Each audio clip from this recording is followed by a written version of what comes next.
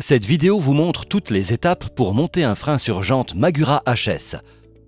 Une liste détaillée des outils requis figure dans le descriptif de cette vidéo. Le montage d'un Magura HS vous est présenté en prenant comme exemple un HS11. Grâce au design flip-flop, les poignées de frein de votre Magura HS se montent aussi bien à droite qu'à gauche. Orientez le collier de votre poignée de frein Magura HS de manière à ce que les flèches sur le collier pointent vers le haut.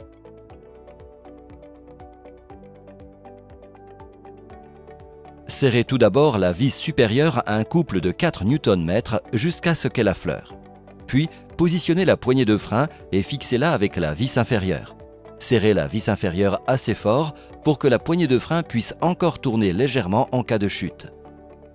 Magura propose deux types de montage standard pour les freins HS. D'une part, le Magura Evo 2 Mount avec un serrage et un positionnement totalement flexible par rapport à la jante.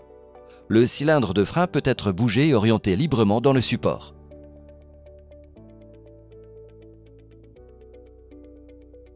Le standard Magura Easy Mount se compose d'une sorte d'enrouleur pour positionner le cylindre de frein par rapport à la jante. Le positionnement est réalisé en tournant le levier de réglage.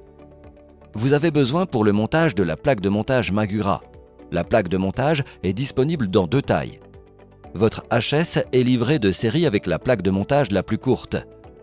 Vous pouvez obtenir séparément la plaque de montage supérieure de 15 mm si besoin. Pour plus de rigidité, Magura propose un arceau Brake Booster. Orientez l'arceau de l'adaptateur de façon à ce qu'il pointe vers l'avant. Observez la longueur de vis correcte lors du montage des deux variantes. Les vis Easy Mount sont plus longues que les vis Evo 2 et présentent une trace de loctite rouge. La vis avec la trace de loctite bleue est destinée à l'adaptateur Evo 2. Tournez la vis Easy Mount sur le côté droit de la fourche. Montez sur chacun des côtés une rondelle avec côté plat vers le haut sur le boulon. Puis, placez l'étrier avec l'arceau vers l'avant et montez le cylindre de frein droit. Veillez à ce que le boulon supérieur de l'adaptateur rentre dans le trou prévu à cet effet dans la plaque de montage. Fixez l'adaptateur au moyen du système de serrage rapide. Placez ensuite l'adaptateur gauche et veillez ici aussi à bien positionner le boulon dans la plaque de montage. Fixez l'adaptateur à l'aide de la vis Torx noire. Assurez-vous que les deux adaptateurs et la plaque de montage sont parallèles. Réglez maintenant l'écart entre la plaquette et la jante en tournant le levier de réglage sur l'Easy Mount. L'écart entre la plaquette et la jante doit mesurer entre 0,5 et 1 mm environ. Positionnez ensuite le cylindre de frein droit comme décrit précédemment. Vérifiez que la roue tourne sans frotter.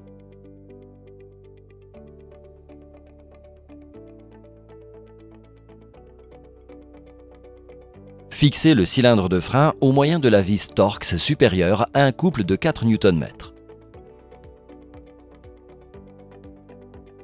Serrez ensuite les vis inférieures à 6 Nm et vérifiez le bon fonctionnement du système de serrage rapide. Il est possible d'ajuster la force manuelle requise pour l'actionnement à l'aide de la vis de réglage inférieure.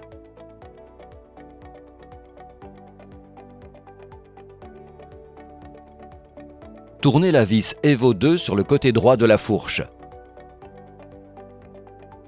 Montez sur chacun des côtés une rondelle avec côté plat vers le haut sur le boulon. Puis placez l'étrier avec l'arceau vers l'avant et montez le cylindre de frein droit. Veillez à ce que le boulon supérieur de l'adaptateur rentre dans le trou prévu à cet effet dans la plaque de montage. Fixez l'adaptateur au moyen du système de serrage rapide. Placez ensuite l'adaptateur gauche et veillez ici aussi à bien positionner le boulon dans la plaque de montage. Fixez l'adaptateur à l'aide de la vis Torx noire. Assurez-vous que les deux adaptateurs et la plaque de montage sont parallèles. Vissez la vis de fixation noire dans l'adaptateur gauche. Passez maintenant au positionnement du cylindre de freinage par rapport à la jante. Positionnez-le tout d'abord horizontalement de manière adaptée à la jante. Fixez le cylindre de frein droit avec le système de serrage rapide. Actionnez maintenant le levier de frein pour ajuster l'écart de la plaquette du cylindre de frein gauche par rapport à la jante. L'écart final doit être compris entre 0,5 et 1 mm. Une fois que le positionnement par rapport à la jante est correct, serrez les vis inférieures et supérieures à un couple de 6 Nm. Desserrez ensuite légèrement la vis supérieure droite et ouvrez de 45 degrés le système de serrage rapide, puis tirez le levier de frein afin de régler l'écart de la plaquette par rapport à la jante. L'écart final doit être compris entre 0,5 et 1 mm. Serrez ensuite la vis supérieure à 6 Nm et vérifiez le bon fonctionnement du système de serrage rapide. Il est possible d'ajuster la force manuelle requise pour l'actionnement à l'aide de la vis de réglage inférieure.